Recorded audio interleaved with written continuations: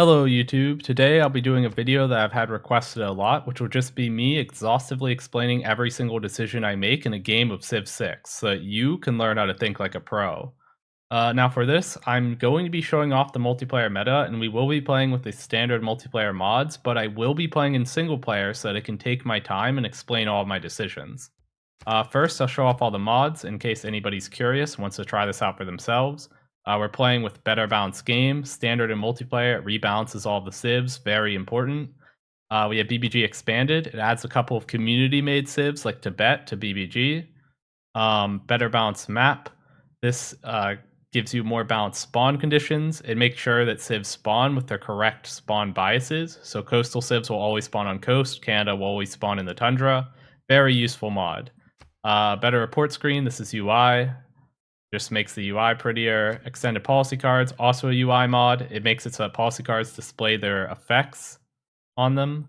Multiplayer helper. This is a very important mod for multiplayer. Adds a bunch of quality of life features, like if a player disconnects, it'll automatically pause the game, preventing the AI from taking control and messing up their game. It also fixes a couple of exploits. So yeah, this one is everywhere in multiplayer. Notification clear, another UI mod. This one just lets you clear all of the notifications on the right in a single click. Sailor Cat's configurable goodie huts. This one lets you tweak the settings for tribal villages. Very important in multiplayer. You'll see this a lot for players trying to increase the ease of hitting the first golden age. Basically, if you set goodie huts to 1.5 times frequency, more tribal villages will spawn, and it would be easier for everybody to hit their first golden age. Which just makes the game more consistent, less random, because it really sucks if you don't get enough error score.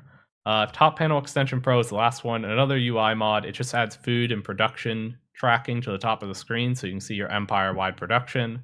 Also allows you to see what luxury resources you're missing, so it's easier to trade with other players for those luxes quickly. And yeah, now that we've shown off the mods, I can go show you off the standard multiplayer settings. We will be playing against Prince AI because the Deity AI doesn't really let you practice multiplayer build orders. It'll take all the early wonders, all the early great people. It will send units your way. It's just not a very good thing to sim on. So we'll be playing against the Prince, and we'll just kind of ignore them. We're not going to abuse the AI. We're not going to send them bad trade deals or attack them or anything like that. They're just kind of there, and we'll just mostly leave them alone. For this BCY, it's a setting added by BBG. It balances the city center yields for capital cities. At least it does when you set it to capital only. Basically, if we set this to BCY capitals only and then maximum, your city center for your capital city will always have either a 3-1 base or a 2-2 base. In the base game, what ends up happening is, depending on the land you settle on, you could have either a 2 food, 1 production base, a 3 food, 1 production base, or a 2 food, 2 production base. And it's not very balanced. It feels really bad if you have that base yield of 2 food, 1 production. So this is just to eliminate that feeling of RNG.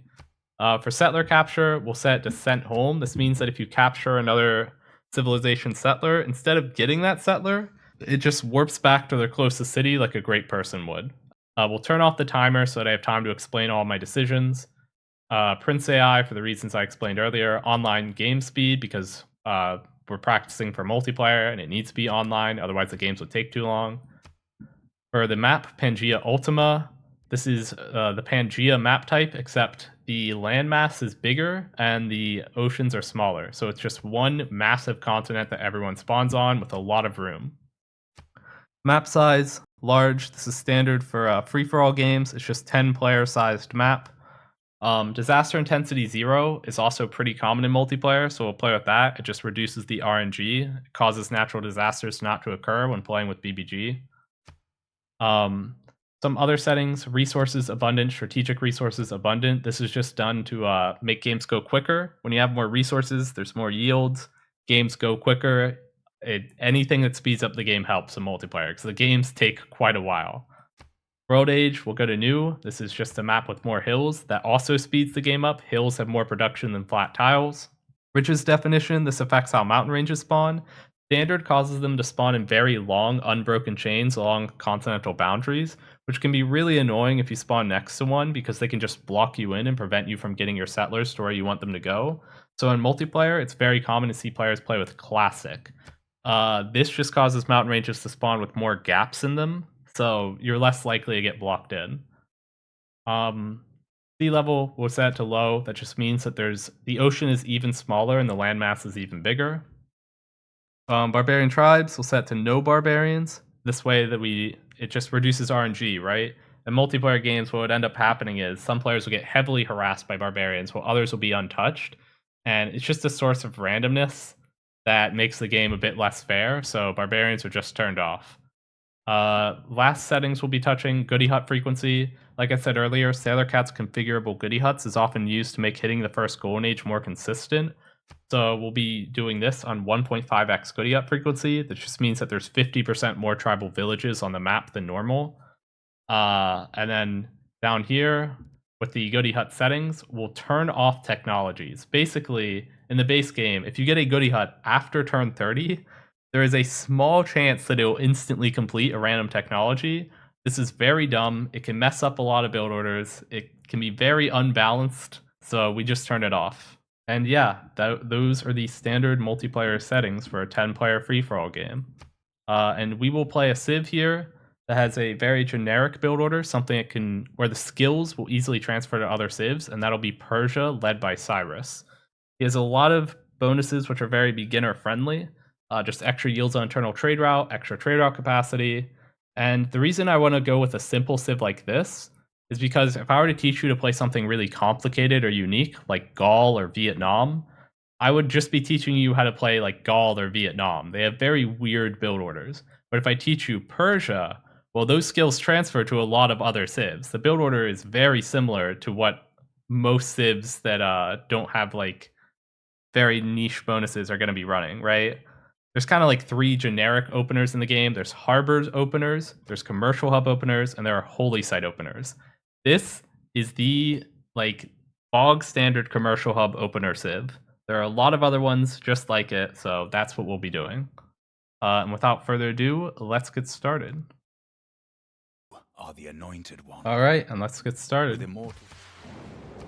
Okay, we can see here our spawn. Now, the first decision we make in a game is where we want to settle.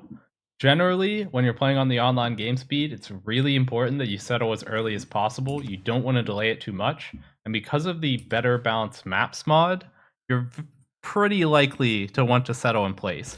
Sometimes we'll get a spawn where it's worth settling on turn 2. This is not one of those spawns. I mean, from as far as we can tell, it's perfectly fine to settle in place. We have a lot of 2-2 tiles around us. These are like the bread and butter of early game cities. So we'll just go ahead and plop our city down. Because of the BCY max setting that I talked about earlier, and this being a flat city center, we get a 3 food base, which is quite nice. 3-1 base, and then we can work the 2-2s. We'll open with a scout.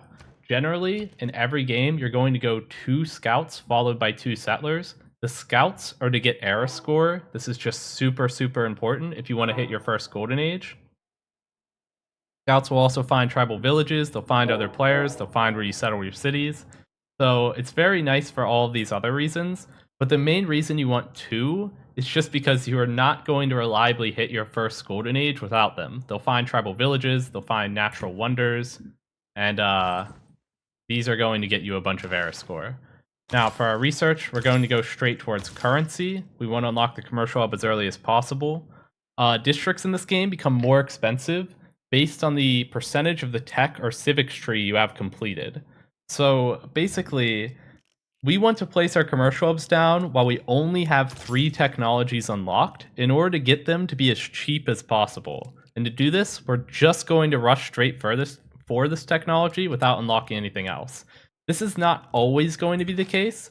Sometimes you have a spawn where you really want to pick up like animal husbandry or mining just so that you can improve some tile improvements. We don't really have that here. The thing is that our tile improvements wouldn't be that good. If we were to go animal husbandry here, sure, we could turn this into a 2-3 and we could put some camps down, but camps aren't very good. They only add 2 gold. Pastures are fine, but we only have 1 good pasture that we see right now. Yeah, we're just going to rush for currency. If we get a builder hut, we might change our mind, but we'll see. Because if we already have the builder, I mean, we might as well pick up animal husbandry to give it something to do. Going next turn. Just going to scout, and here I want to scout towards the river. This is because I am looking for a place to put my second city, and we can see the river right here, fresh water, that's good. Already, we see like an okay city spot. I can pin this. Map pins are very, very useful when you're first starting out and trying to practice. You'll see that I don't really use them in multiplayer, but you know, I'll use them here to show you what I mean. The reason this is a good city spot is because this has a Plains Hill tile. If you settle on a Plains Hill, every city center you get will get a base yield of 2 food and 1 production no matter what. And because this has a 2 production tile, you'll get 2 food and 2 production on this tile. And then it has 2 tiles in its first ring, which are 2 2s. 2 food, 2 prod. Again, the 2 2s are like the gold standard of this is what you're looking to work in the early game. 3 1 tiles, where it's like 3 food, 1 prod, are also fine. 1 3 tiles, where it's like 1 food, 3 production, generally not very good unless they're offset by very high food yields on other tiles, because you really do want to grow quickly. In general, you want the tiles you're working to have at least 2 food on them. Okay, and now here I'm going to show you a trick. We see that I'm using the settler lens. By default, the hotkey for this is 4. It shows you what you would see if you had a settler selected. You can see here, this is red. That means that it's too close to a city. The reason we wouldn't be able to settle here is because there is a city center within 3 tiles. That means that there must be a city-state here. We know it can't be a civ, because when you are playing with BBM, Better Balanced Maps, other civs can't spawn within 12 tiles of us. So this is definitely a city-state. We're going to scout towards this to get the first meat. Whenever you're scouting, the settler lens is very helpful. You could kind of call it like an exploit, I guess, to see the city-states from further away, but because there's no way to really stop players from doing it, it's just standard. Every single player in multiplayer is going to be doing this. So you should do it as well. Okay, another scout. We're going to scout in the opposite direction. We don't want overlap. That way we reveal more. We can see it's a yellow city-state. Means that we'll get some extra gold. Just keep going next turn. We want to move 3 tiles if we can. We can see we can move 3 tiles here. The further we go, the more we'll reveal. We're not too concerned about finding the spot for our third city right now. We already have a good spot for our second city. And this scout will go northeast, I guess, this next one. And he'll scout that river to see if we have a spot for another city. Now we have met Muscat. We might end up killing the city-state just because it's really easy to conquer a city-state that's this close to us. It kind of gets in the way of expanding in this direction. And it's on floodplains, which just makes it more vulnerable to attacks. It actually lowers the city's defense strength by 2 when you're settled on floodplains. But for now, we're just going to enjoy the fact that we get 2 extra gold in the capital for having first met it. It is a very good city-state bonus. +1 amenity in cities with a commercial hub is very nice. But I might end up killing it anyway. We'll see. The thing is, in a when you're playing in a single-player game, the AI kind of lets you control every city-state. So it's like kind of okay to just leave them all alive. But in a multiplayer game, you're going to be competing with other players for those city-states, right? So if we just kill the city-state, then we don't have to worry about competing to hold its suzerainty, right? We'll try to move 3 tiles here. We kind of want to scout towards the tundra because of the way that the map generates with BBM, Better Balanced Maps. It spawns all of the player civs first, and then it spawns the city-states second. So city-states tend to get pushed to the edges of the map where there's like really low yields, like tundra. Just because there aren't any civs there. Here, we'll just keep moving down. We've met another city-state, Cardiff, and we found a tribal village. Nice. Cardiff, not very useful. Gives us some extra gold and prod on harbor buildings. We're not going to be going for harbors. Now, like I said, I'm going to go for settler. We're going to go for 2 settlers in a row here. It's always scout, scout, settler, settler. We don't have a spot for our third city, so that's what this guy can look for. We'll check this river to see if we have a good spot up here. And now we'll go next turn. And now here, a trick. You might be tempted to pick up this hut right away. That would actually be a mistake. What you want to do is go here into your government and put in this card. Double experience for recon units. You put this in before picking up the hut because it'll increase the experience the scout gets from doing so. Now, for our Pantheon, or for our economic policy card slot, it's a choice between God King to get a faster Pantheon or Urban Planning just for production. Generally, a lot of players like to gamble and go for, they call it gambling when you go for Urban Planning and just pray that you'll get Faith from something else to get your Pantheon. But we're going to play it safe. We'll go God King just to ensure that we get our Pantheon. We're going to run this until we have 12 Faith banked up, because that's how much you need to found a Pantheon on online speed. And then we'll switch God King out for Urban Planning for the rest of the early game. Okay, and now we get 10 XP instead of 5 when we pick this up. We're at 10. We get another Recon unit. That's a very nice hut. Now we only need to pick up one more hut to promote this guy. Look over here. This looks like okay land. The problem is that there's very low food here. The best city we see right here so far is just next to the spices, because that gives us a 2 food tile. You do not want to be working only 1-3s. They're good if you pair them up with a tile that gives 3 food, but in isolation, they're really bad. You grow slowly. And now this guy, we have to figure out, do we send this guy to the left or to the right? I suppose I'll send this one to the right here, and then this guy can keep going left, and we're going to scout the whole tundra, just so that we can find all the city-states there. For our tech pathing, we always want to go towards early Empire first. Basically, we want both early Empire and state workforce as quickly as possible, because they both give governor titles and they're required for political philosophy. Governor titles are super important early on in the game. And now the reason we go for early Empire first is because it makes it easier to hit all of the inspirations. If we go straight for early Empire, we can hit this inspiration, grow your civilization to 6 population. But if we go straight for state workforce, we can't build a specialty district in time. However, early Empire and then state workforce, we probably can. We can hit the inspiration here, so it's just more efficient to save state workforce for later. Foreign trade will also unlock our ability to produce a trade route, which is very helpful early, and we do need that to get the Eureka here for currency, make a trade route. So there's multiple reasons why we prefer to go this direction instead of that direction. Okay, keep scouting up here. Not super excited about settling up there, but we'll see. This guy can keep going left. We'll try to scout the entire tundra. Currently, our best expand is still over here, because as the 2-2 tiles, it'll grow quickly. We want the 2 food. Keep scouting in this direction. Okay, looking a little better. We have some 2-2s up here. If we settle towards here, we can grow quickly. Keep going towards the tundra. Oh, coast. Okay, so this is a dead end. Noted. All right. We're just going to hard tech writing. We could technically put some turns into something else and then try to come back to writing with the Eureka. It doesn't really matter if we hard tech it. I mean, we're just trying to get to currency with only 3 techs unlocked.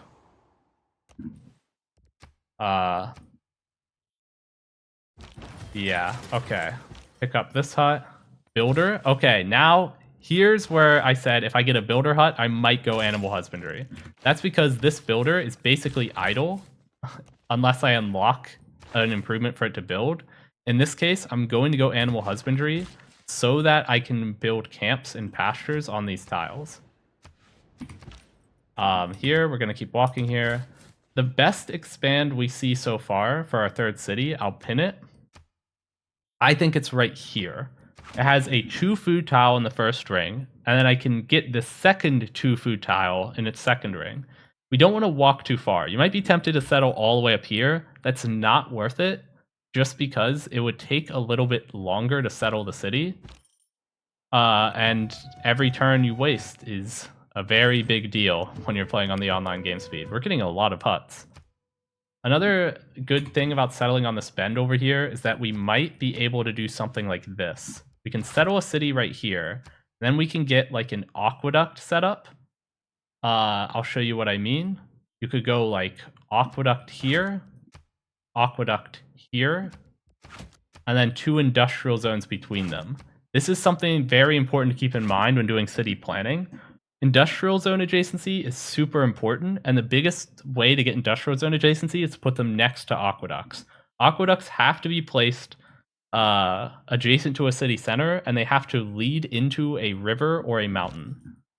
So when you're settling your cities, keep that in mind. This is also part of the reason why we'll be settling a bunch of cities like the min distance apart. We are not going to be settling cities too far apart from one another. Okay, pick up another hut, a second recon unit, and here we can get a promotion. Now the promotion here actually matters. Because we're playing with the world age set to new, as I said in the pre-game setup, there are more hills. That makes the hill promotion just better than the woods and rainforest promotion. So we'll just take this. Especially in the tundra, there's often going to be large stretches where it's just a bunch of hills that we can move 3 tiles along. So it's very nice. 10 Faith, that's going to get us to our Pantheon quicker. That means that we can take out the God King policy card as soon as we unlock the ability to switch our policy cards for free. Not worth spending 35 gold to take it out early. So we'll leave it in for now, but as soon as we get the opportunity, we will be switching it out. Gonna keep moving towards there. Going to do a little bit of scouting with this, just reveal some more tiles while I wait for animal husbandry to kick in. We're gonna keep working only 2/2s in our capital, that's fine. 2/2 tiles are good. We have to choose our Pantheon. We have a couple of options. We could go for the Camp Pantheon, which in BBG, it's actually nerfed compared to the base game. In the base game, Goddess of the Hunt is +1 food and +1 prod, which is better than +1 food and 2 gold. But it's still good, even with the nerf. We currently have 3 potential camps. I don't really see any more in our expands. I'm not sure it's enough to justify the Pantheon, because we would end up not being able to chop these tiles later, and we might want to chop them. Deer tiles here on the woods are very nice because you can chop these tiles twice, once to remove the deer and once to remove the woods, and you'll get a bunch of production doing so. And Goddess of the Hunt would lock us out of that option. So I think we're going to go for a generically safe option here. And go for City Patron Goddess. This gives us 40% extra production towards districts in cities without a specialty district. It'll just let us get to our commercial hubs faster. So yeah, this is a solid choice for Pantheon in any situation. You can always go for it. Religious settlements is also fine here. It's 20% extra production towards settlers, and we get new tiles and settling a city. Maybe that would be fine because it would give us the 2/2 tile up here, which we would otherwise have to purchase. I'll go religious settlements. We got the Pantheon early enough that we haven't even produced our next settler. But yeah, it would be either that or City Patron Goddess for just generically safe options. Okay, we'll move this back. We're going to improve that. Keep moving around. We still haven't met another Civ. This is another Civ, I can tell. This will give us the writing boost. That's nice. Okay, we're gonna settle here. Looks good. Okay, another tribal village. Again, we're still exploring the tundra. Like I said, the tundra tends to have a lot of city-states. We can already see red. That's probably another city-state. It could be a Civ like Canada or Russia, but probably a city-state, which is good for us. We want to meet those. More red, we're going to go check what that is. It could be a city-state. Always want to rush for those. Try to get the first meet. Meet the Civ, Vietnam. I'm not going to reveal their capital. When you're playing against AI, they'll offer to reveal their capital, but human players won't do that, so we're not going to take advantage of it.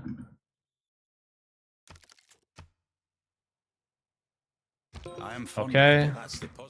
And now, like I said, we already have our Pantheon. You don't want God King in once you have your Pantheon. It's not a very good card. Urban Planning's much better. This is going to be giving us 2 production this turn because we're about to have 2 cities. We can settle this here. We can remove the pin. Settling. And now, because of our Pantheon, we also get 2 extra tiles in settling the city. It's nice. We have a 3/1, which I did not know because the horses were just revealed. So 2/2s, 3/1. These are all good tiles. Now I can improve this. Give us some better tiles to work with the builder hut.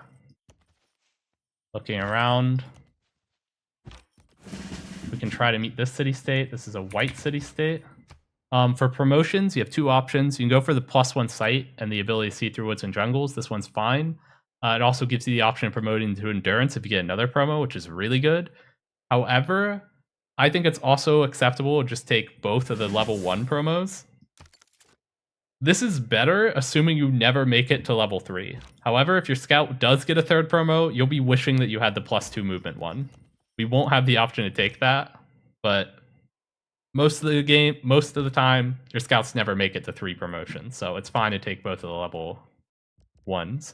Now here, what do we produce in our second city? Generally, what you want to think about is it's going to be either a builder, a monument, or a trader. Now, right here, because we're Persia, we get extra yields on traders. We really want a trader, so much that we're not going to produce it. We're going to gold buy it. This is what we've been saving gold for. So we're going to buy this, and this trader will give us some extra culture and gold in addition to food and production when we send it internally. So I'm thinking I'm going to go for a monument here. Now, the reason for this is because I don't see 3 good tile improvements for a builder to make, right? I could improve this horses, I could improve the sheep, but this builder's probably going to go for the honey and then the horses. So I would end up with a builder that only really has 2 good tile improvements, and I don't think that's really worth it. Now, the thing about early builders, you want to look for 3 good tile improvements, and a good tile improvement is something that makes the tile meaningfully better than a 2-2. A camp on a deer doesn't really do that, right? It becomes a 2 food, 2 prod, 2 gold tile. 2 gold is equivalent to like half a point of production. It's not very good. Whereas a pasture adds a full point of production. That's worth more than the 2 gold. But we will build this camp here, and that's because we want a luxury resource. This will prevent our cities from going to negative amenities once they reach higher populations. Without this camp here, if we did not have it, then our cities would go to negative amenities at 3 population here, and that would reduce all of its yields by 10%, which would be very bad. We're going to send this internally.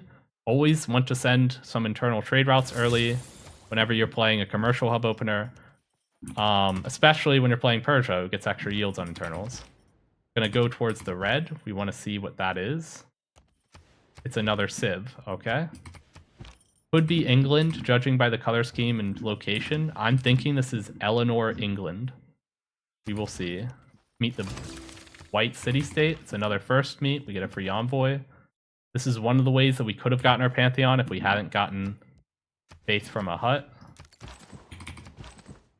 Move away from the civ. We don't really need to reveal more. I just want to try to find tribal villages. Here, I unlocked this tile. You don't really want to work the 4 food tile if you're going to grow in 1 anyway. Just some micromanagement. We'd rather have the production. And now we have the option of working the 4 food tile. Now it's not so bad because it actually speeds up our growth. I'm thinking I'm going to go for another settler. A very standard open in multiplayer games here is the 4 settler open, where you just, or the 4 city opener, where you just go settler, settler, settler. I have the option of doing that. It is good with my Pantheon in particular because I have the, what is it? 20% extra production towards settlers. I am a little concerned because this, it's fine. We gain extra tiles upon founding cities. So if we found a city right here, it'll probably annex the 2-2 horses, and then it can grow. We're gonna settle this first. Go settler. This guy's going to go up here to improve the horses. It's just nice to get the strategics accumulating early in case we want to kill Muscat with horsemen later. Okay, tribal village. That's good. Keep moving up. Ooh, there's a natural wonder here. We'll go and reveal that because the era score could be helpful. I'm also going to meet this player, Eleanor, England, as expected. We're going to ignore their offer to reveal their city center. Yep, and now I'm going to check. Does working this? It slows down the settler. We're going to work the 2-2 for now. Gonna go for the horses. Let's see what this city is working. We're actually going to work the 3-1 just to grow faster. You can see here it doesn't change how quickly a monument finishes, but it does make us grow more quickly. So it does look like it would be good to work the 3-1. Let's go reveal this wonder. You can see the yields in the fog. This could only be caused by a wonder. All right. We're gonna deny the delegations. We don't want the extra gold. We do want the extra gold, but I'm trying not to abuse the AI too much. Human players are not going to send you so many free delegations. And now we want to unlock this tile. Do we want to work the 3 food?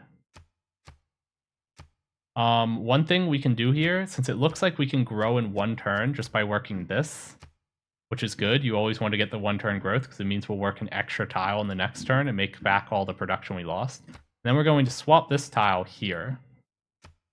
And this allows us to maximize the amount of production we're getting, while also making sure that our cities are growing as quickly as possible at the same time. Now let's pick up the tribal village. It's a hut. That's really good. Or it's a trader. That's really good. We don't have the trade-off capacity to actually use it now, but it does save us from producing a trader later. Okay, found the natural wonder. That's some era score. We're already on pace to hit our golden age, which is really good. Keep going. Now, next turn here, I don't really care to work the 4 food anymore. I'm just going to lose my population a bit when the settler pops out. So we will just swap to working the 2/2s instead. This will give us more overflow production when the settler finishes. So whatever we produce next will finish faster. When moving towards here, I'm going to move on to this tile because it will reveal more. Okay. There's no point in scouting over here. It's going to be a dead end, and whatever land is here is likely already been picked clean of huts by Eleanor England. So I am not going to move towards them. I'm going to move away from them. Try to find land which would still have tribal villages. Here, we do want to go and build the city's comm hub as quickly as possible. While we wait, I think the best thing to produce here might just be a builder. We still don't have that many good tile improvements. What we can do with this builder is we can improve the horses, we can improve the sheep, and then we can make one of our unique tile improvements because we're Persia. These tile improvements can be quite good. So we already have 3 things in mind for this builder to produce. We don't just make builders without thinking first about what we want them to do. Okay. I still think the best place to settle is likely right here. Haven't really seen anything that changes my mind on that. Keep moving. All right. Going back towards the tundra, because this is likely where the city-states are, again. Make sure all of the cities are working good tiles. This all looks fine. We can't actually send this trader because we're at trader out capacity. This trader was given to us by a hut. When we settle this, it'll automatically annex extra tiles because of our Pantheon, giving 2 extra tiles in new cities. Hopefully this gives us another 2/2. It did. It gave us the horses and the sheep. Now the city can grow quickly. Very important that we have these 2/2 tiles. I'm going to go over here. This city, I'm probably going to end up swapping the horses into the city. I just noticed we are in a continental split, which is really good. Each continent in this game will have 4 unique luxury resources that will only be found on that continent. We're going to transfer this trader here so we can send it later. So settling different continents will give you more luxury resource variety. And for luxury resources, they only give amenities to the city for the first copy of each luxury that you get. Getting extra copies of spices won't give more amenities than just 1 copy of spices, right? The only reason to improve duplicate luxes is so that you get so that you can trade them with other civs for their duplicate luxes. Now here, I could go for a builder. It wouldn't be terrible. If I went for a builder, what I would end up doing is probably just pasture, and then a unique improvement. However, I think I'm going to go for a monument here. Either one would have been good because I do have some good tiles to improve. You know what? I will go builder. The plan here is probably just going to be he'll go down to this, improve this, and then he'll go down to this city and improve the diamonds and the salt. Getting more luxury resources always good. So that'll be the plan for that builder.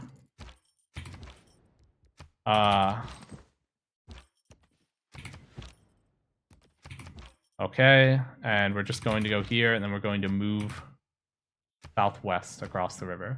And now we just need something for this city to do while it waits 3 turns to unlock commercial hubs. For that, a monument's good. Monuments are always great early. They're never like a bad option. For our early governor, I'm thinking Magnus. What you want out of your early governors is you're going to want food, production, or culture. These are the yields that we want, right? Liang can be a good candidate for this. She gives you a bunch of food and production on her city's resources if you go for these. She gives you production on floodplains tiles if you're playing a civ that leans into that, like Sumeria. Moksha's really good for culture. He gives you 15% extra culture in the city. He gives culture for each citizen. He gives culture on internal trade routes with this promotion, as well as food. All of these are nice.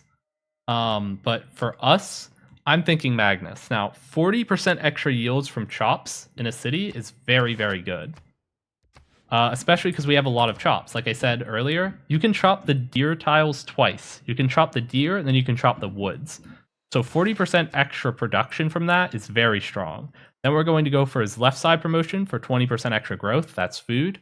And for some extra food and production on all trade routes sent to his city. We will be running internal trade routes, so that is helpful for growing all of our other cities. For our cards, we'll keep these in. This looks good. We're generally going to be running the survey card the whole early game. Urban planning also as well. We'll ignore the delegation because it's just free gold. I'm trying to play as if I'm playing with humans, not AI. Humans are not likely to just send you free delegations. Unless you're like a famous streamer and they want to ingratiate themselves to you. Okay, we'll go improve the horses. This city, kind of just waiting around right now. I don't really want to produce anything until the commercial hub. Could go for another scout. That wouldn't be bad. Basically, I'm choosing this just because I want something that'll finish in time for me to start the commercial up right away. And yeah, next turn, we're not taking the free gold. Delegations give you 10 gold, to be clear. Okay, keep scouting over here. We already see another spot. I'm going to pin this. Keep that in mind. This is another good spot for a city. This would give us a... because it's on a Plains Hill tile, it'll give us 2 food, 2 prod base, and we also get the 2 gold from settling on the diamonds.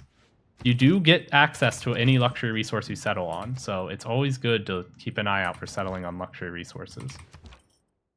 Gonna keep going here. I doubt there's a city-state right here that we missed. Very unlikely.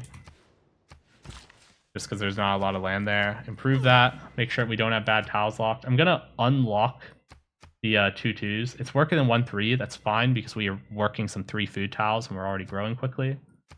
Here, it is worth it to work the 4 food tile to grow quicker.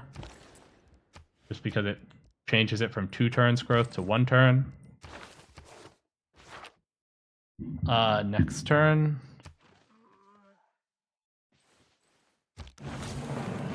Okay, and we have unlocked commercial hubs. Now we want to place these right away.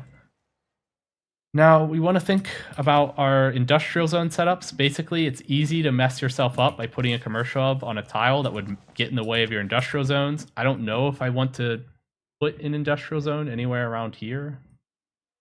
It's kind of hard to set them up for my capital or this city.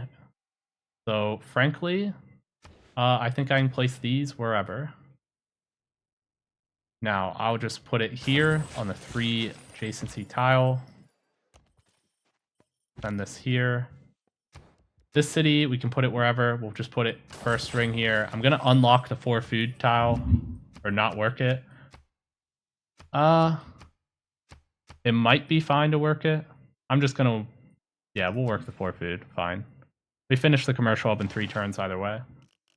We're going to go mining because we do want to improve the diamonds and the salt over here with this builder later. We're going to put the commercial hub up here, make sure it doesn't get in the way. The reason I'm placing the commercial hub and then switching back to the builder is because when you place a district, it locks in the price. Earlier, I said that every time you complete, or the cost of your districts is based on the percentage of the tech and civics tree that you have completed. So if I wait until after I unlock mining to place that commercial hub, like if I wait 3 turns for the builder to finish, it'll actually cost more to build the commercial hub. We don't want that, so we're placing it now. We do have a lot of gold. Generally, you don't want to float too much gold in the early game. You want to spend it as quickly as you can. I can't really think of anything particularly good to spend it on right now. I do have to debate whether or not I move up or settle in place here. I think I'll move up just because that allows me to swap the horse tile to this city right away. I want the 2 food tile, otherwise the city will not grow. We'll scout the rest of this lake. We'll look up here. We might end up settling a city around here, so I do want to reveal this river. Know where my good city locations are. Meeting this civ would be helpful if we need the air score, but we don't. But always keep that in mind. Try to meet other civs if you're low on air score. One thing we could do, I'm going to talk about what we could have done if we were low on air score now. We could have built our unique tile improvement. That's going to be +4.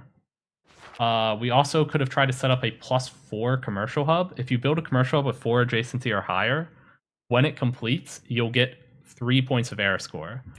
First off, I can tell the city's working the wrong tile right now. We want to work 2 tiles. You can see here, 11 turns growth, 6 turns growth. It's so much better to have the 6 turn growth. We'll lock the horse for now. But yeah, for the +4 commercial hub, you just need a commercial hub on a river in the first ring of a city with at least 1 other district completed to it. And that will give it +4 because it gets 3 adjacency from being on the river next to the city center, and then if it's adjacent to 2 districts, that's another point that'll push it to +4. We don't need to do that, so we're not going to do that. But we need air score, that's what we do. Okay, we can go to the next turn now. Actually, I can delay. I'm going to do a trick here. First off, we don't need to research state workforce until we finish the inspiration. In 2 turns, we'll get the inspiration here, and it'll finish most of the tech for us. I want to get the full value of that, so I'm going to research something else while I wait for it. The reason I'm researching drama and poetry and not mysticism is because I actually want to keep the number of civics I have completed as low as possible in the early game, just so that my districts stay cheaper for longer, right? So I'm just trying to burn culture on something somewhat useful without actually completing a civic. And we're also going to delay mining so that when I settle this city, its commercial hub will be cheaper. Next turn. Honor to meet you. Don't want to exchange capital info.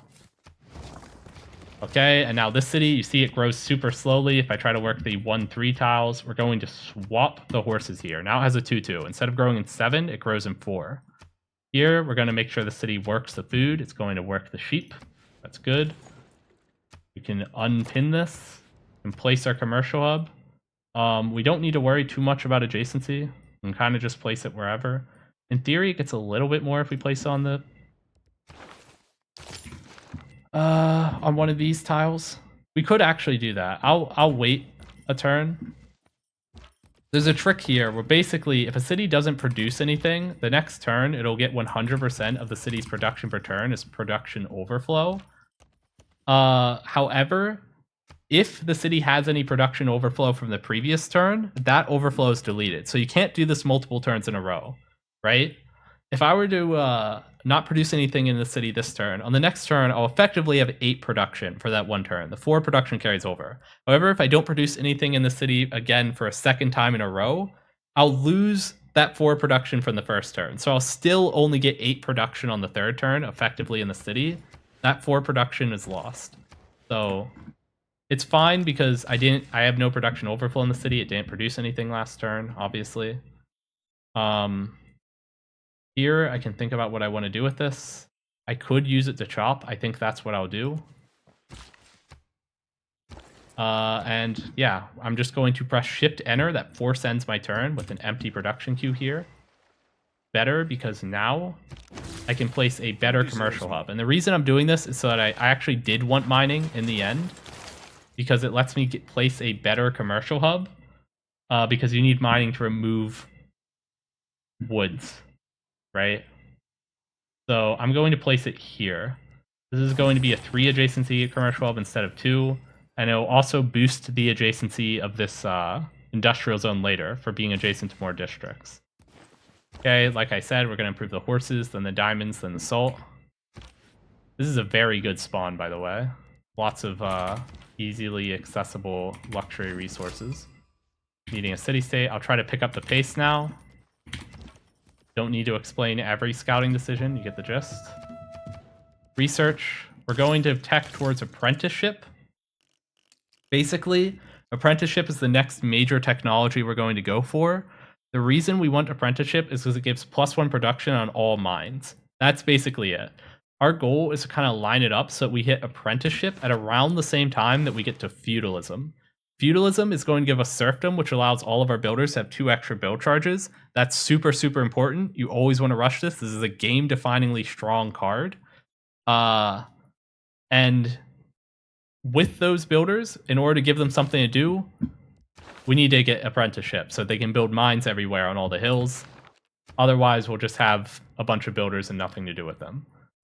Here, there's a trick here that I'm going to show off. The first merchant here gives a trade route capacity.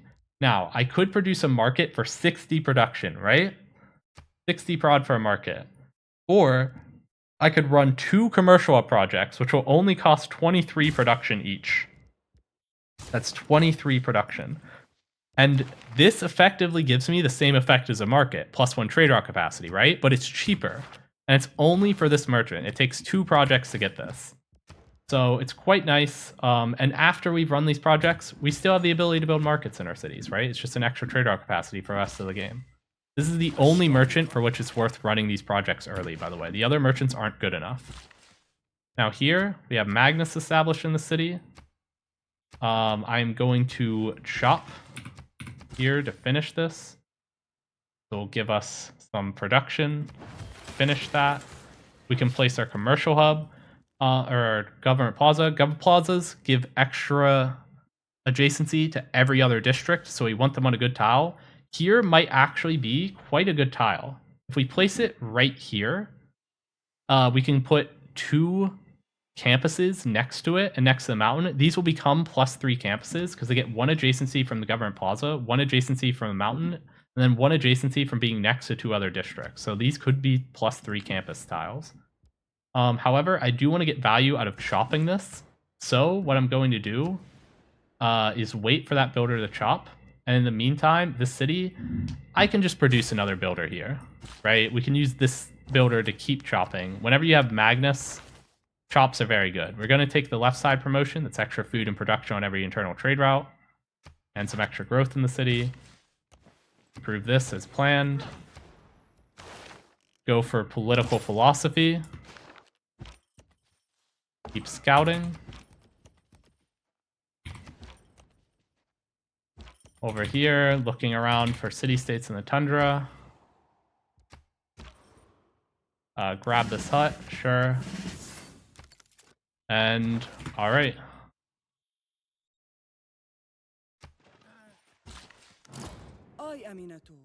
Okay, we don't need to sample their hospitality. May the forces...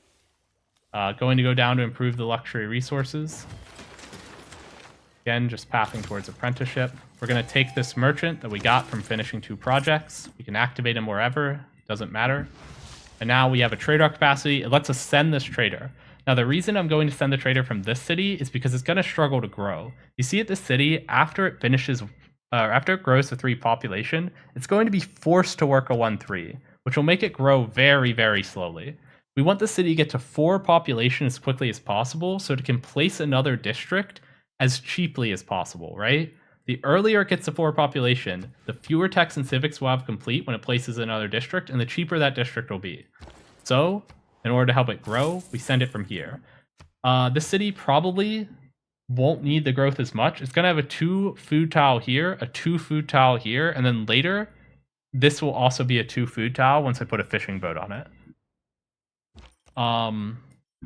But we will send a trade route from here as soon as we can. In fact, we're going to get started on a market so we can do just that, increasing our trade route capacity.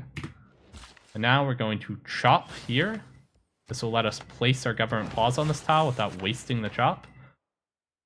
This builder, I still want luxury resources, so what I can do, I can go for irrigation. This will allow me to build a plantation.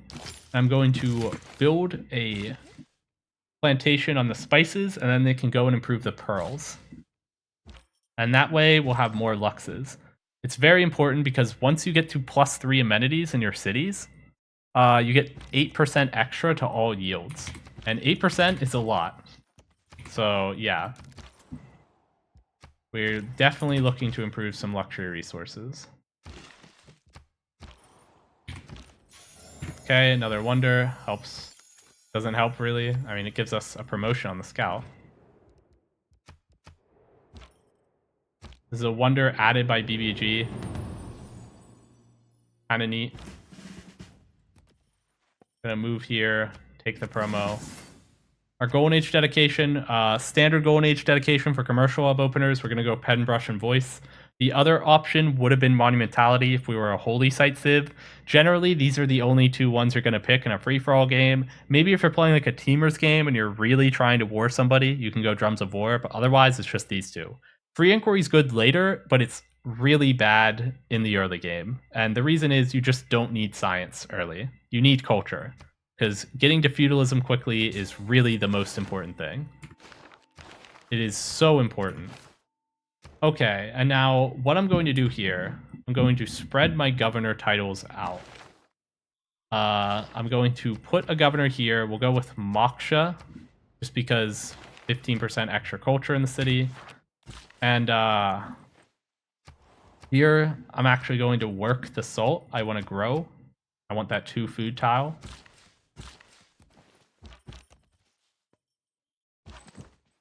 And I'll explain why I'm spreading my governor tiles out in a moment rather than spending them all on Magnus. It has to do with the building that we're going to make in our government plaza, the audience chamber. This city has no production overflow, basically. You can see here it takes 2 turns to produce a scout, means that it has 0 prod overflow. I can do the trick I explained earlier where I just don't produce anything in the city, and then next turn, I'll unlock my government, and I'll unlock the ability to produce a building in my government plaza, which is what I want. And now here, I'm going to go, I have a monument in my 2 of my cities. So I can do a trick here where I go for autocracy. In BBG, autocracy gives +1 food and +1 prod in every city with a monument and a specialty district, and also gives +1 to all yields for each palace and Gov Plaza. We're going to use this in the early game just to get a bit of a boost, but later we will be switching to Classical or Republic because it is just a bit better. Now, let me see here. Am I about to finish a city-state quest? I am about to trigger a Eureka for a wheel. That is just build a mine on any resource. Because we're about to finish that city-state quest, we're going to run the first envoy you send counts as 2, so we get an extra envoy in Samarkand. Other than that, I think that we are fine to just go for maybe production towards settlers. Maybe we'll produce another settler in a moment. Okay, we can't actually improve this until we get irrigation.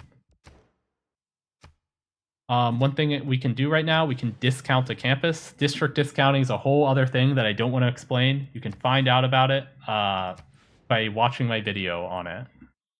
I really do not feel like exhaustively explaining that because it is a lot. But basically, I want to lock in the price of this district. I'm probably going to go for a district there at some point, but for now, let's lock that in and then go back to finishing the market. Keep sending internal trade routes. Because we're Persia, unlocking political philosophy granted us an extra trade route capacity. We're going to use that to immediately send another trader from here. And now, I could go for a monument, a market, or a settler. I'm going to go for a settler, and the reason for this is my trade route capacity is about to be 4. I only have 3 expands. I can only send 3 internal trade routes to my capital. I realized I didn't explain earlier, you always want the Gov Plaza super early. I have noticed this mistake from new players. Some players delay the Gov Plaza way too much. The Government Plaza is insanely good. Like, it is really, really important that you get it as early as possible. And the reason for that is that the Gov Plaza is a cheaper district than other districts. And it also gives you a governor title right away when you finish it. Just placing the district down gave me a governor title, as you could see. That's why I have 3 governors. Finishing the building it will also give a gov title. We're going for audience chamber. This gives +3 food and +3 housing in every city with a governor. So because of this, we're going to be assigning governors to any city we might think will struggle to grow. So we'll be putting one here, then we'll be assigning one here because these cities are just lacking in food. And yeah, they'll grow quickly because Audience Chamber gives +3 food to every city with a governor. That is one way to use your governor titles in PPG. Okay, don't need the delegation. Thousands have. We're going to improve this. Cleared negative amenities. Improve this. This will give us an envoy and some merkin, by the way. 2 because we ran the policy card. And now move over here. We see more red. We're going to go scout that. That could be a city-state. Could also be a civ. More faith. That's not bad. Yeah. Some turns are gonna be less to do than others. Here we do have a lot of gold. I don't know if there's anything in particular we want to buy. You generally don't want to sit on this much gold for too long. I am an autocracy. Cautionary monuments give extra food and prod. So honestly, we'll just buy a monument. We basically don't want to sit on this gold, is all I'm saying. Like, it's just a waste. You could be gaining tempo right away. If bread is the first. Now here, we have some options. The city has 15 production overflow. It had 15 excess production from finishing the market. So that's why it allows us to finish a campus, which costs 31 prod in 1 turn. Question is, do we finish the campus right away, or do we go for a settler? I'm going to finish the campus. Now, science doesn't matter much early. I don't really care about the +2 science. What I care about is that because I'm in Pembrush and Voice, every district I have gives +2 culture and +1 gold. The 2 culture is very nice early. We want the 2 culture. Also, by finishing this district, it'll set us up for district discounting, which is a mechanic that I already said I'm not explaining. It's a little too much. And now I'll go for this. Actually, I said that I would send this to the Pearls. I might instead just send it back to my capital city to chop. Yeah, I'm going to use this in my capital to chop. One thing I've noticed here is that this city is being forced to work a 2-1. You don't want that. This 2-1 sucks. So we're going to take this tile off of this city so we don't have to work a bad tile. Right? You never want to work a 2-1. This city has enough good tiles to spare that it's perfectly fine. And now we're going to go for defensive tactics. Keep going. I forgot that I need to go down and reveal this. We'll go for that in a moment. Keep going. Keep scouting the tundra. There might be a city-state up here in the northeast corner. I'll check that real quick. Our policy cards, we're not about to get an envoy in any of the city-states, I think. Yeah, so we can switch off of Diplomatic League, run Charismatic Leader. It's just better. No hour of life is wasted. Here and now, another settler. Another settler will be fine. We want more settlers. This city, I can lock in another campus right here, discounted. We'll do that. Again, as planned, we're going to put it here. This will not only be a +3 campus, it'll boost this one to +3 as well. We're just locking in the price now, and then we're going to go back and finish the settler first. Now we're going to get salt. Cool. We're now working the salt. Gives us some extra luxury resources as well for more amenities. We have to determine what we're doing here. I could go for another settler. Like I said, our trade route capacity already exceeds the number of cities we have, so it's not bad to go for a settler. We'll do that. That's fine. This guy can go to our capital city to chop.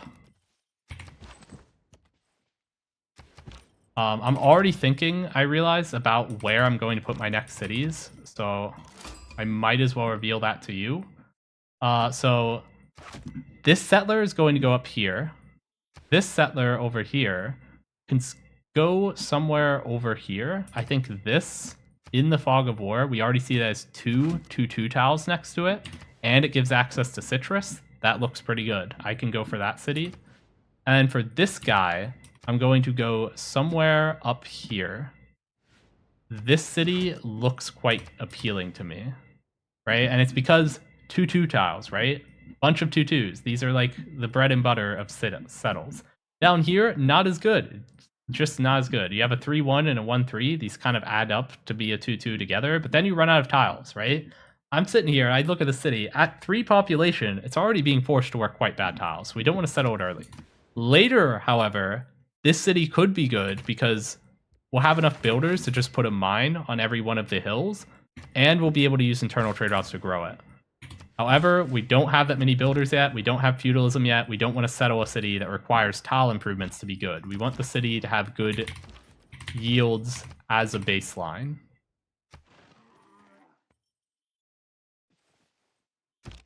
Okay, and for the reasons I mentioned earlier, I'll finish this campus right away as well. I can send this settler up here. This city. Now, as these cities settle, I will need more trade-off capacity. I am fine to just go straight for a market. I think that would be okay. I could go for a market. I could go for a settler. Temple of Artemis is okay here. It's not bad. I don't really care too much about going Temple of Artemis. We are still pathing straight towards feudalism, by the way. We need to get there quickly. Like I said, I'm going to spread my governor titles out. This time, I guess I'll go for Pingala up in Hagmata. I'm assigning it here because this city looks like it needs the food more than this city, and I really want the food from the audience chamber there. And now in this city, I'm going to go, I guess, for the market, increase the trade route capacity, so that when I settle these cities, they're good to go. I could go for the settler. We'll go for the market. It's fine. And then I'll chop here to get the market quicker. We've met that civ, apparently. And now I'm going to do a trick here with my government. Basically, oh, there's a wonder right here. We'll go reveal that. It's the really long volcano name wonder. You can see the name poking out. We're going to switch out of autocracy. And the reason is we have built the audience chamber. As soon as you finish a building in the Gov Plaza, you unlock the legacy policy card for the government you're in. Now, if we switch out of autocracy into classical republic, we now have this autocratic legacy. It gives us +1 to all yields for the palace, Gov Plaza, and diplomatic quarter, and all the buildings in them. And we also get +1 food and +1 prod on monuments in cities of the specialty district. That is a very, very good card. We can run this in Classical Republic, which also gives us extra amenities and housing. And obviously, we need to run the settler production card because we're producing multiple settlers. Autocratic Legacy, if that card looks insane, bear in mind, that's the effect we are already getting in Autocracy. That's just this effect on a policy card. A nice thing you'll see here, we can check our amenities using Top Panel Extension Pro. We can see here, because our capital is now at +5 amenities, it's getting 16% extra to all yields. It's 16% extra. Okay, it updated. 16% extra on prod, science, culture, faith, gold. Very good. That's what improving all the luxury resources was for. It's really, really good that we were able to get all these luxes. Don't sleep on improving luxury resources. We're getting massive yield multipliers in our cities now because of it. Okay, gonna go here.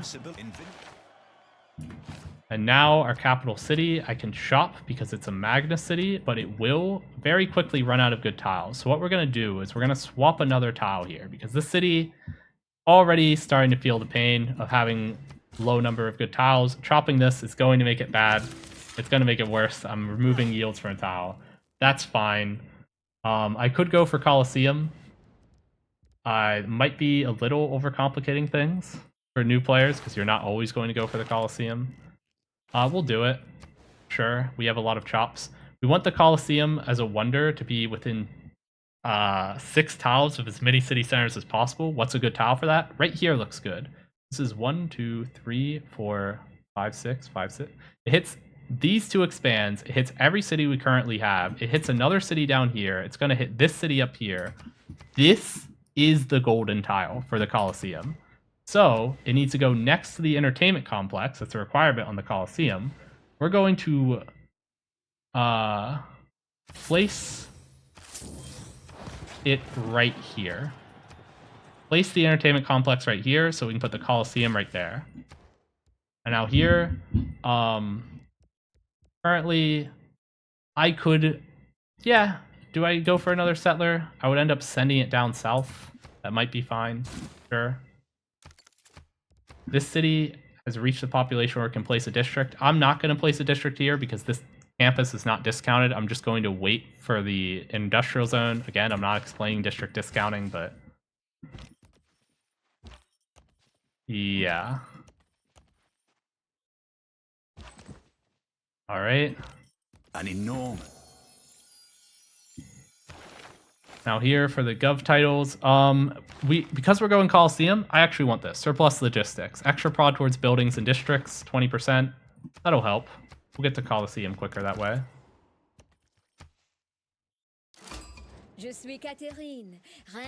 Nice to meet you. Our policy cards are all still correct. We can shop this. We need an arena. Colosseum requires that you have an arena in the city. We're running out of good tiles to work here. I mean, it is what it is. When you chop, that happens. Okay, we're gonna send this up here. Send this here. The AI doesn't really contest great merchants. We're gonna get all of them for free. Not really realistic. I'll show you how to use this merchant. This one gives you a free copy of a luxury resource when you activate him. What we want to do is target a luxury resource we couldn't ordinarily get. A good way to do this is to look for a continent that you won't be able to settle on. Like here, I can go for this white continent up here, right? So I'm just going to go for furs, right? I know that I won't have any furs that I can get because it's on the white continent. And I am not on the white continent. And now here, I have to decide what to produce. I have a couple of options. I could go for another settler. I'm currently going to be on 1, 2, 3, 4, 5, 6, 7, 8 cities. 8 cities is a good round number to go on. You could go with 8 or you could go with 10. We have Colosseum. You could also go with 9. There's really no reason to like limit yourself to specific amounts other than the reason you don't want too many cities is because of amenities. They spread your luxury resources out more thinly, and yeah, because of that, what ends up happening is that your main cities become less happy, and then your main cities lose the yield bonuses they're getting from being happy, right? I'll lose like the 16% extra prod my capital has for being ecstatic if I settle too many cities. However, I think because I have a continent split, because I'm going Colosseum, I can definitely get away with settling like 10 cities and still probably be ecstatic everywhere. This guy's going to go up here. This guy's probably going to go down south. It'll be in range of the Colosseum. That makes it a good city. I can pin the Colosseum. Oh, I don't need to search. Okay. Now, in this city, I can just go for a market, get the trade route capacity for when I settle these additional cities. Here, get some gold. Grab a hut, sure. We met Candy. Unbelievable that nobody had met that. That was a first meet in the center of the map. Classic AI. The scouting is just abysmal from them to let that happen. I might end up not killing Muscat. I might end up just trying to become its suzerain because I have plenty of good cities without killing it. I thought that I might be low on space earlier when I said that I was thinking about killing Muscat. Now I realize I have plenty of space. No reason to take this over. Okay, we settle here. Commercial hub first in all new cities is always just a good thing to do. We're going to work the 2-2. It's automatically defaulting to the 1-3. That's really bad. We want the 2-2. We're going to buy a trader. Every city should get a trader ASAP when you're doing an internal trade route build. We're going to go Colosseum. Now, I could buy this tile here for 55 gold, but there's a trick. I can buy it here where it's first ring for 35 gold. That's 20 gold less. Then I can just swap the tile to the capital. Right? And now I can get that tile for cheaper. I can put the Colosseum there. It's all good. And now I'm going to hard tech Feudalism. I'm not building 6 farms. Farms suck. But I am not going to hard tech Apprenticeship. Build 3 mines? I can do that. Mines are really good. I'm going to wait until I get that boost. And in the meantime, I'm going to path towards engineering. The reason I'm going towards engineering is to unlock aqueducts. Aqueducts are, like all districts, are cheaper the fewer techs and civics you have complete at the time that you place them down. So placing them early will make them cheaper. So that is a good tech to go for while I wait for the Eureka for apprenticeship. Here we go. There were no city-states up here. I thought there might be. And yep. We could try trading our extra luxury resources. This is something you can do with Top Panel Extension Pro. It shows you your extra luxuries. It shows you other civs' extra luxuries. They have pearls. We have extra diamonds. We can trade that. Technically, we can get pearls on our own in a little bit. Okay, they're being pissy. We'll wait until we get our own pearls up. But yeah, it's good to get the yields right away. And now this one goes down.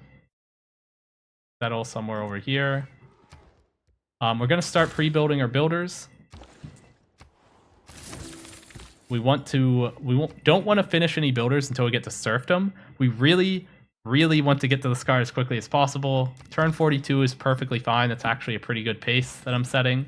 The reason we have so much culture, in case you're wondering, Pen, Brush, and Voice is a lot of it, plus 2 culture per district.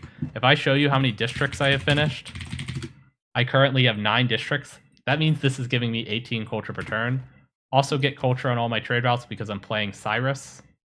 And then the rest of the culture, I guess, is just natural from like population. And from, you know, having some amenities multiplying my yields.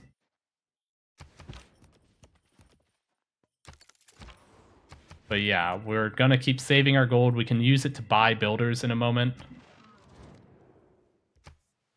I'm not going to sell the luxury resources for gold. In multiplayer, they generally ban gold trading in they ban gold trading in free-for-all games because it leads to like degenerate funnel strategies that people don't like, where you just funnel a bunch of resources onto one player, and it's like that. It's fine in teamers, like when you're playing 4v4. People don't like that in free-for-all games when it's supposed to be every man for himself. So gold trading is generally banned. Here I have serfdom, going to slot it in. I'm only producing 1 settler and it's going to finish this turn anyway, so I don't need colonization. Going to run this. And now we can go down for recorded history. That's fine. Get the Gov title. Here. Thank you. I mean, we'll use this in our capital because it's running out of good tiles to work. It's still running out of good tiles. It's really working these 2 ones. Rough. Okay, serfdom, insanely good card. It looks like it's a 66% increase in builder efficiency, right? They go from 3 charges to 5. But the thing is, builders get more expensive every time you produce a builder. And so if you want to get to 100 build charges without serfdom, right, full price builders, it'll end up costing you more than twice as much as getting to 100 build charges with serfdom, right? Because every builder you make is more expensive than the last. And serfdom lets you get away with making fewer builders. So we want... I'm just going to go commercial up first in like every city. Trader in every city immediately. We want a bunch of builders now everywhere. This is the stage of the game where every city is going to spam builders and improve like every tile. Like we genuinely want pretty much every tile we're working after this to be improved. It is just going to be like 2 to 3 builders per city. And what we're going to do is we're going to chop all of our woods and rainforest that are on hills, replace all of them with mines. We'll get a bunch of instant bursts of production from all the chopping. And yeah, once we replace them with mines, this will boost apprenticeship. This will give Once we get apprenticeship, we get +1 prod on all mines. It works out. That is the standard build order. I'll probably be breaking this video up into 2 parts. I don't know if I mentioned this yet, but around turn 50, I'll cut this video, and then I'll show you the next 30 turns from like turn 51 to 80 in a separate video, because the way you play the early game and the way you play the mid game are very, very different. And I really just want to show you currently the early game. I want it to be more digestible, I guess. So I will be showing you a part 2 though, which goes from turn 51 to 80. Okay, we'll do this. We're going to buy another builder. We're buying them, in case you're wondering, in our capital city, just because we want to get to Colosseum faster, right? We buy them here, we move them onto these tiles, we chop. Magnus gives 40% extra yields from chopping in a city. This gets us a quick Colosseum. This city, we can go up here. That looks good. Don't have any other cities that I can settle in range of Colosseum that are any good. I'm already settling down here. This city, remove the pin. And now, commercial hub. This is fine. Work the 2-2.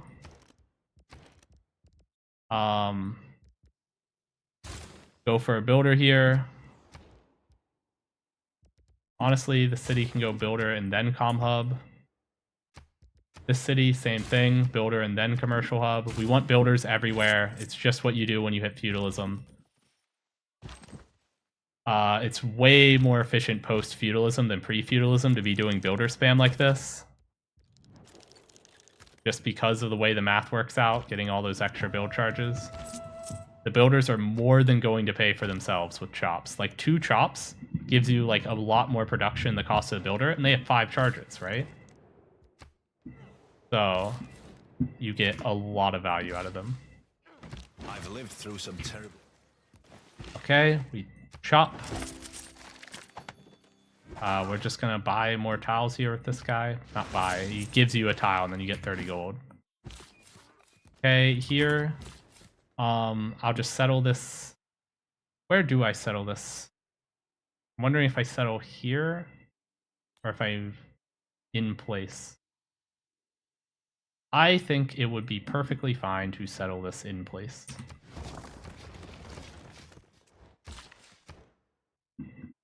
And now I'm going to go another builder. Going to chop here. Another builder would be fine. Sure thing. We got recorded history. That's another Gov title. I'm going to go up here for medieval fairs just for another Gov title. Using this, we have some options. We could keep spreading our governor titles around for food from audience chamber. That would be fine. I'm going to do that. Put this in a city it looks like it might struggle to grow, like Tarsus. City could be kind of low on food. Gonna work this tile. Here, I can just place this down wherever. Another commercial hub, every city getting a comm hub. Very standard for the comm hub opener. The reason we build the comm hubs and not like something like a campus, you know, internal trade routes, they give you everything you need. They give you food, production. The district gives you gold. All that's really good. And they scale well too. Trade routes get really big in the later stages of the game, so you never feel bad about going for a commercial hub opener. You can keep going for this. Looks good. And now here, I'm finally going to build my unique improvement on Persia. Sometimes you want to build it much earlier than this, especially if you need it for era score. The reason is, I have a good tile to put one here. This is on a hill, so it has +1 prod compared to a flat tile. And it is next to the city center and a campus. This tile improvement gets, as I'll show you, +1 culture from being next to a city center and +1 culture from being next to a holy site, campus, or theater square. So if it's adjacent to a campus and a city center and it's on a hill, that's a Paradisa. It is just a really good tile improvement. But we do not default to them everywhere. Mines are better in a lot of places. Okay, we chop this. Believe it or not, another builder, we can just send these to other cities.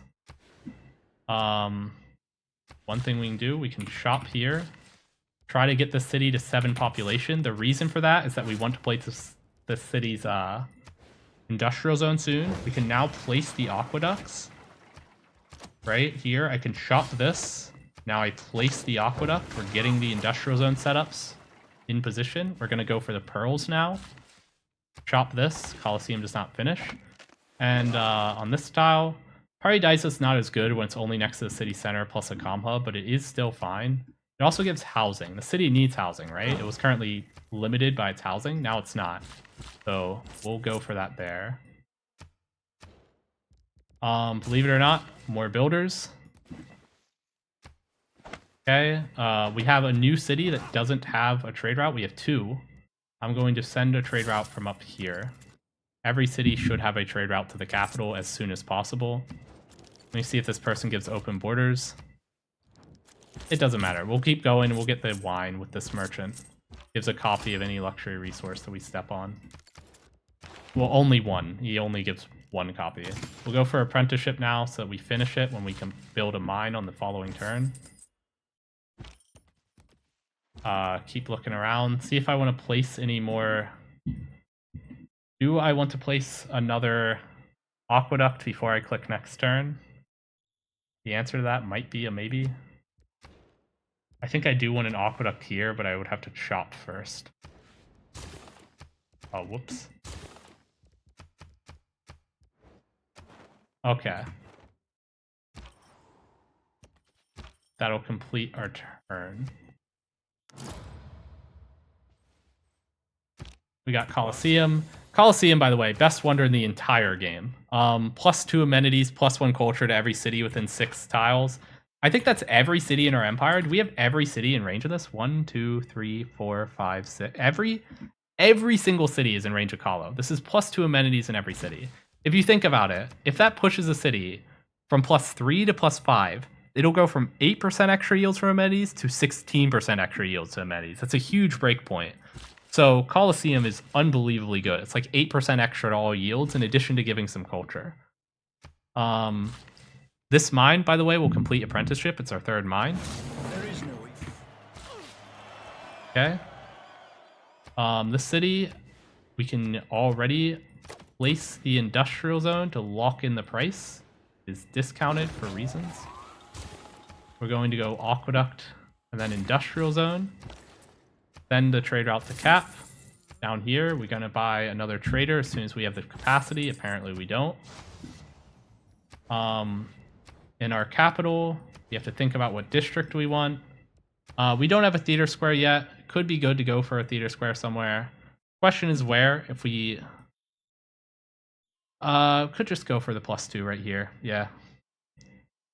Not bad. And then what we can do here is later we can put a campus on this tile next to the theater square, next to the geothermal vent, next to the entertainment complex. That'll be a +3. And here, this tile, it's going to be next to the city center and a theater square. That's a Paradisa. This will be a 3 culture Paradisa once the theater square finishes.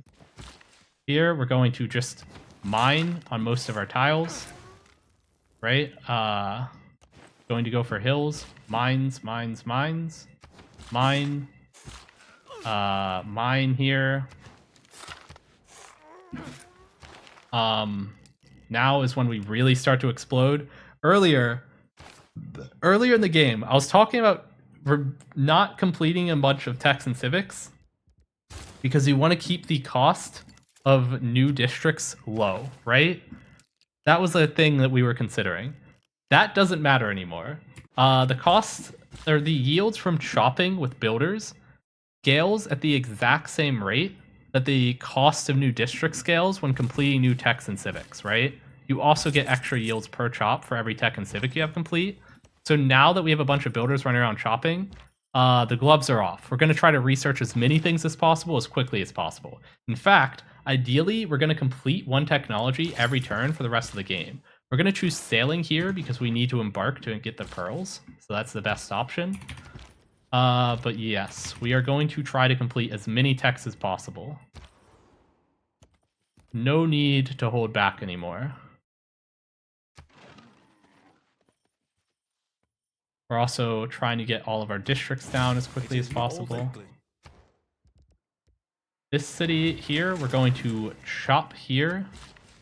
so that this industrial zone almost completes, and then we're going to swap this tile here. Now this could be a big theater square as well. It's next to the entertainment complex and the Colosseum. I'm gonna go for the industrial zone. Honestly, either is fine. We could have taken the +4 industrial zone here and gone for the +5 theater square, but we'll stick to our guns, go for the industrial zone. Go here. We're going onto all of the forested and wooded hills so we can chop them quickly. Nice. We now have these industrial zones finished, and look at how big they are.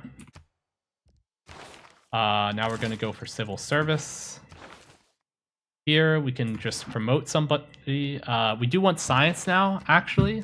Science is good now. Earlier we didn't really care, but now we actually want to complete as many techs as possible. We need more trade route capacity so we can get an internal trade route from every city, so we're going to go for that. Here I'm going to show you something you do in really flat cities. The city's super, super flat. It's going to not be able to work a bunch of mines. In BBG, water mills give +1 production on farms. So what we can do here is I'm going to buy another builder here. Just get that, and we're going to go for a water mill, and we're going to form a little farm triangle here, and this will give us good yields. So here we can mine. Here we can chop that, keep going up. Everything's looking good. Pick up masonry, why not? Actually, we're going to pick up bronze working. This lets us chop a rainforest. I kind of want to chop this tile. So we'll pick that up to let us do that. Keeping in the serfdom card, our government's been unchanged for a while. Right now, I'm thinking of becoming suzerain of a city-state. I have enough envoys. The best one from all of these is going to be Muscat, +1 amenity in every city with a commercial hub district. We'll do that. With that, we're going to be pretty close to getting to +5 amenities everywhere for the breakpoint. We can probably get the rest of the way by trading. Robert the Bruce has papyrus. We have extra diamonds. That helps us. Next turn, we'll get pearls, and that'll probably be enough that all of our cities are on +5 amenities. It will. And that'll give us 18% extra to all yields. Oh, and we get wine from that merchant, so we're actually already there. Right? Yeah, we're now getting 16% extra to all yields in every city just from being really happy. So that is helping immensely. Okay, all looks good. And next turn. Alright, just declining the delegations, try not to abuse the AI too much. Person says to pay more attention to what's going on around you. I mean, I'll look around. They actually do have units over here. Vietnam. I'm noticing that. You can tell also by the way the city center strength what the strongest unit they produced is. 26. That means the strongest unit they produced is a horseman, right? Because the combat strength of your city center is equal to 10 less than the strongest unit you produced, plus 2 per district finished in the city, right? The strongest unit I produced is a warrior, so it's 10, and then increased by 2 for every district finished. So this is 16 because it has 3 specialty districts. I guess non-specialty districts like aqueducts don't count. But yeah, because of that, we should probably have some units. You do want to be aware of that. It's also important to check the great general points. If somebody's accumulating great general points, that usually is a sign of aggression. In multiplayer, against the AI, I don't think they really think about that sort of thing. We're just going to make 1 horseman just to feel better about ourselves. Chop to get to that quicker. And now this city, I have to think, do I want an industrial zone here? Do I want a campus here? Do I want a theater square? I think I'm fine to just take a campus. Where do I want a campus? If I put a campus here, it looks like it's worse than this because this says +3. But once I get the city to 7 population, I can put another district adjacent to both the campus and the commercial hub, and it'll boost this campus up to +3, which will be fine. So we'll lock that in. Go here, lock in the price. We want another governor title. We also want some policy cards here. This gives us extra industrial zone adjacency, so we'll go guilds. For our techs, we can go masonry. This will unlock the ability to build walls. We might actually want walls. I'm going to go up here and get citrus because we don't have that yet. And shop this. Refresh the trade route. And here. Now, I'm thinking this city has a lot of good spots for an industrial zone. In fact, this is a really good aqueduct. And the reason is, this aqueduct is adjacent to 3 potential spots for industrial zones, which will be high adjacency. And we'll give one of these to our campus, or to our capital. This one, our capital, can take this industrial zone. It's next to 2 strategic resources. It'll be next to 2 mines. And, yeah, it'll also be next to the aqueduct. And then this can be this city's. That's also fine. And yeah, and we're also going to place our districts, lock in the price. Sure thing, I'll put it here. That way it'll boost up the commercial hub's adjacency when it completes. Go down here. This city, another builder is not bad. Improve that. Make the farm triangle I mentioned earlier. I want a farm triangle here so my capital has better tiles to work. Watermill will boost up the yields on those. We'll go here. I do want to chop the marsh to get the city a 7 population so that it can build that.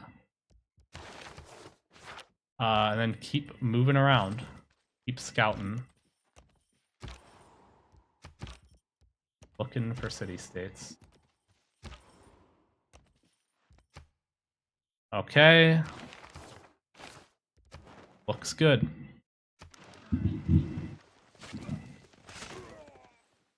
They're going to war with Muscat. And I am also no longer suzerain of Muscat. Honestly, if it's gonna die, I don't even care that much. But it does suck because I'm losing some amenities that I was getting earlier from being suzerain of it. But improving citrus, I believe, will push me back to +5 everywhere. Yep, every city is ecstatic. We're getting the extra yields everywhere. We're doing okay. Chop this. The city wants to get to 7 pop. Chopping marsh gives food. We'll put this chop in this city.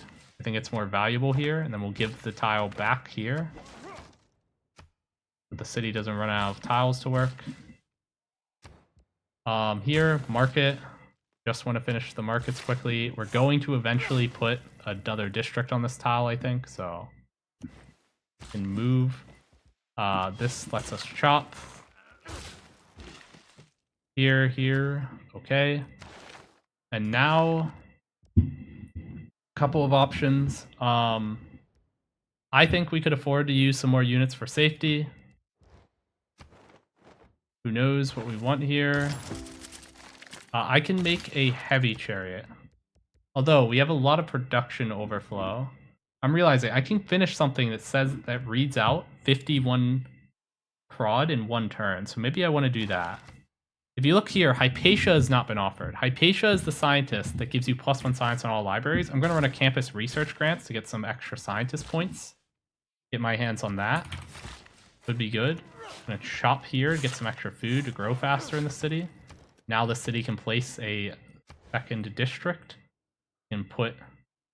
honestly, we can go for the +4 campus. Lock in the price here. This city... You can go for more builders. I'm going to send a builder over to this city, which lacks in production. Send a trader from here. It doesn't have one yet. Now we're going to go for monarchy. This will help with era score, getting to a tier 2 government. We don't need it right now, but there will be games when you need this. I'm going to send this over to this front, since this is where all the enemy units are. Here for governor titles, I'm just going to keep it simple. +1 culture per turn and per citizen. Moksha City. Here, we can shop in the Magnus City again. That's always good.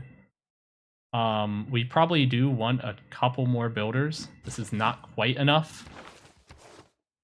So we'll keep making those. And yeah. Let me see if Nubia is willing to give me open borders for free. Nah, okay, whatever. Trying to avoid trading gold because... yeah, that could be counted as abusing the AI. We're getting close to turn 50. I'll probably play through to the end of turn 50 and then cut it off. This will be the end of part 1. because our priorities are going to be changing pretty massively as we finish up all of our builders and start heading into the mid-game. Mysticism.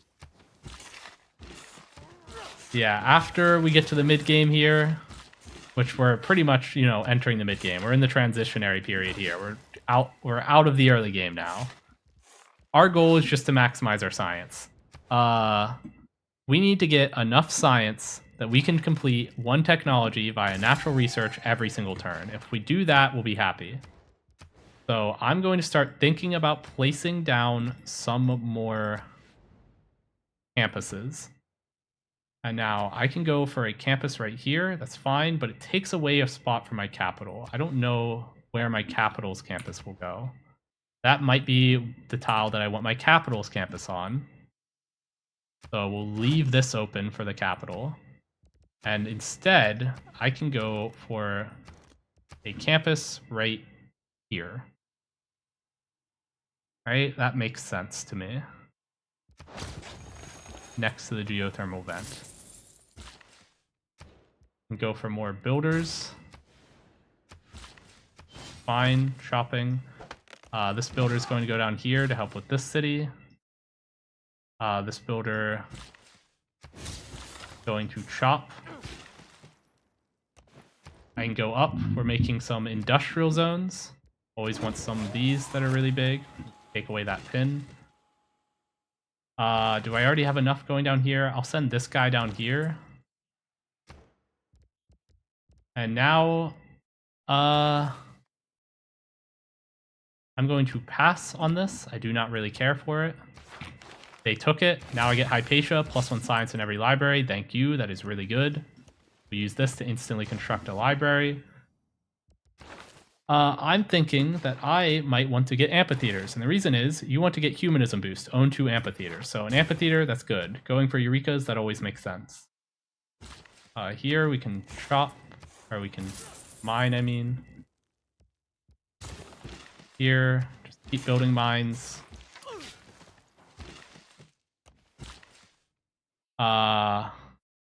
One thing that might be helpful, I do want 1 heavy chariot so I can upgrade it to a knight in a moment. That'll be really good for defensive purposes. Keep moving these around. Ooh, another yellow city-state. I think I might want an envoy there. It gives me +2 gold in every market when I have one. So I'm going to swap my policy cards. First envoy you send counts as 2. And we're going to put one in the yellow city-state. There we go. It's a bunch of extra gold on all of our markets. And yeah, I think that about wraps up part 1 for this video. With the sun shining. We will now move on to part 2 in a separate video. This is how you play the early game Civ 6. We're in an amazing position right now. We maximized our production, our food. We have a bunch of cities. We're all growing decently fast because we're using a bunch of internal trade routes, as you can see here. This is how we're able to grow our cities. Without these, they would not grow. As you can tell, they kind of have pretty low food yields in a lot of places. And yeah, we're ready to transition into the mid-game. Now, in the mid-game, all about science, all about getting that 1 tech per turn pace, getting to industrialization quickly. I'll talk about that in part 2. Thanks for tuning in, and I'll see you in the next one.